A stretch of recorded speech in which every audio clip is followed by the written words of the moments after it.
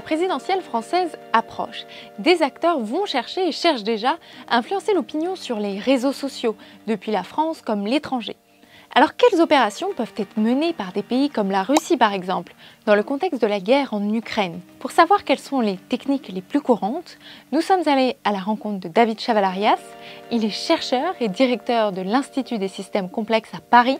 Avec son équipe, il scrute depuis 2017 des centaines de millions de tweets. Lors de la dernière élection présidentielle, nous avons développé un outil qui s'appelle le Politoscope, qui est un observatoire en fait, de la twittosphère politique. Et nous avons pu observer plusieurs actions qui ont visé donc, à déstabiliser l'élection ou influencer le choix des électeurs.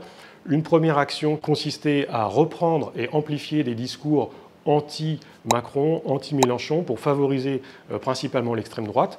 Cette action a été menée en partie par des acteurs qui étaient à l'étranger, notamment les supporters de Trump aux États-Unis. Et puis, il y a eu aussi un autre type d'action qui a consisté à divulguer, comme d'ailleurs ça s'est fait également aux États-Unis avec Hillary Clinton, à divulguer des mails de En Marche, c'est ce qu'on appelait les Macron Leaks, juste avant le scrutin, de manière à faire croire qu'il y avait des documents compromettants et que donc il ne fallait pas porter la confiance à Macron. La période actuelle est très sensible parce que déjà en 2017, la Russie avait agi, donc notamment via les Macron Leaks et les informations de manipulation d'opinion dont je viens de parler.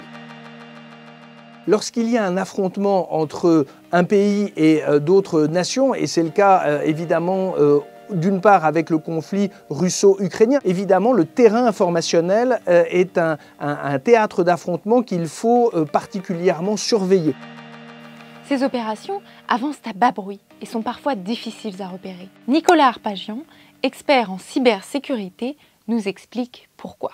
Souvent, ce sont des actions qui sont conduites sur la durée, c'est-à-dire que des faux profils vont être créés sur les réseaux sociaux et pour leur donner de la consistance, de la crédibilité, on va commencer à les faire s'exprimer sur plusieurs sujets, ils vont interagir entre eux, ils vont se recommander entre eux, ils vont être présents sur différentes plateformes. Donc vous aurez par exemple un étudiant, un universitaire, un cadre de banque qui aura un profil LinkedIn, également prendra position sur Twitter, sera membre de telle association d'anciens élèves, interagira avec tel autre profil. Les opérations frauduleuses sur le terrain de l'information ne demandent pas de moyens financiers importants. Elles demandent de l'imagination, de la créativité et du temps. Par contre, c'est évident qu'au fur et à mesure, on va voir des outils d'intelligence artificielle, de machine learning qui vont venir se substituer et qui vont automatiser d'une part la création des profils et l'animation de ceux-ci. Il faut reconnaître que la Russie a un savoir-faire dans la manipulation de l'information et a justement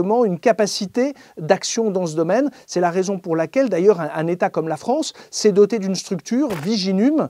Son rôle, c'est précisément d'étudier les mouvements informationnels, de faire le tri entre ce qui est l'expression bienvenue dans un débat démocratique des opinions divergentes et ce qui peut constituer des actions concertées, malveillantes ou en tout cas initiées par des intérêts politiques extérieurs. Des entités à l'étranger interviennent sur les réseaux sociaux afin de diriger l'opinion publique dans leur sens, mais des communautés politiques en France, elles aussi, ont bien compris les rouages qui permettent d'amplifier leur discours. L'une des techniques les plus utilisées est l'astroturfing. Cela consiste à faire croire à un élan spontané, alors qu'en réalité, il s'agit d'un mouvement bien coordonné. Ici, ce qu'on a fait, c'est qu'on a regardé donc, fin 2021 quels étaient les comptes qui avaient fait la pratique qui consiste à reposter au même moment le même message, mais par plusieurs comptes différents pour faire croire que ce message-là est défendu par plusieurs personnes au même moment. Il y a plusieurs comptes qui ressortent, hein, et là, la taille des comptes correspond au nombre de fois où ils ont fait cette pratique d'astroturfing. Donc, les plus gros ici ont fait jusqu'à 1300 campagnes d'astroturfing. Donc, ce que l'on voit là, c'est que cette communauté-là, qui est en fait la communauté autour d'Éric Zemmour, hein, ont vraiment industrialisé ça. Plus la date du scrutin approche, plus les opérations de manipulation se feront virulentes. Alors comment les contrer? Au fond, ce qui fait le succès ou non de ces campagnes, c'est aussi et surtout la capacité des utilisateurs à les déceler pour ne pas se faire avoir. Mais je n'en dis pas plus, car ce sera l'objet du deuxième épisode de cette série, à voir très bientôt sur France 24.